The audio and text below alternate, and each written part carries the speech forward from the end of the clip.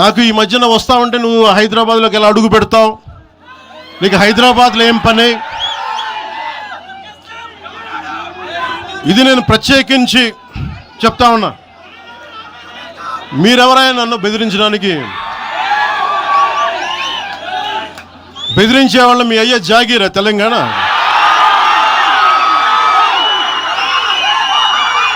నా మీద దాడులు చేస్తా ఉంటున్నారు కదా. నాకు తెలంగాణలో బెదిరింపుల కంటే కూడా ఆంధ్రాలో బెదిరింపులు ఎక్కువ. నాకు తెలంగాణలో ఇంకా రానివ్వు అంటారు నన్ను, ఆంధ్రాలో అయితే తల తీసేయని అంటారు కోనసీమలో కొంతమంది. నేను అనుకోవట్లేదు సార్, ఆయన ఏదో యథాలాపంగానే ఉన్నారని నేను అనుకుంటా ఉన్నాను. ఎందుకంటే అంత స్థాయిలో లేదు, that is your opinion. Know that is your opinion sir.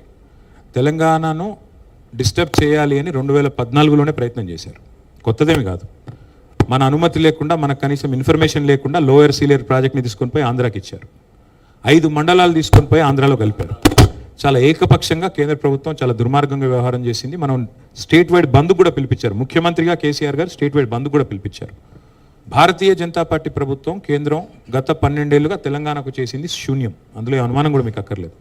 ITIR రద్దు చేశారు, బయ్యారమ్మకు కర్మాగారం పెట్టలేదు, విభజన హామీల్లో ఒక్కటి కూడా నెరవేర్చలేదు. ప్రయోగాలు చేశారు, కాకపోతే మధ్యలో సెక్షన్ 8 అడ్డం పెట్టుకుని హైదరాబాద్ను కొంత కేంద్ర పాలిత ప్రాంతం చేయాలనే ప్రయత్నం కూడా కొంతకాలం కుట్ర జరిగింది. కానీ ఇందాక నేను చెప్పింది ఊరికే చెప్పలేదు అమర్ గారు. తెలంగాణ యొక్క పోరాట స్ఫూర్తి అందరికంటే బాగా 2 జాతీయ పార్టీలకు బాగా తెలుసు. కాంగ్రెస్కి తెలుసు, బీజేపీకి తెలుసు. మళ్ళీ తెలంగాణ ఎంత ఫాస్ట్గా చార్జ్ అవుతుంది, ఎంత ఫాస్ట్గా అవసరమైతే కదం తొక్కుతుంది కూడా వాళ్ళకి అవగాహన ఉంది. కాబట్టి అట్లాంటి ప్రయోగాలు మనమే చేస్తారని నేనైతే అనుకోను. పవన్ కళ్యాణ్ గారు నేను ఆవేశంగా మాట్లాడినప్పుడు ఏమైనా మాట తూలారేమో నాకు తెలియదు, బట్ నేనైతే అనుకోవట్లేదు, అట్లా జరుగుతుందని అనుకోవట్లేదు. అట్లా జరిగితే మాత్రం ఇంకొక ఉద్యమం మాత్రం, అద్భుతమైన ఉద్యమం జరుగుతుంది. దానికి మళ్ళీ బీఆర్ఎస్ఏ నాయకత్వం వహిస్తుంది, అందులో అనుమానం కూడా అక్కర్లేదు. సతీష్ గారు.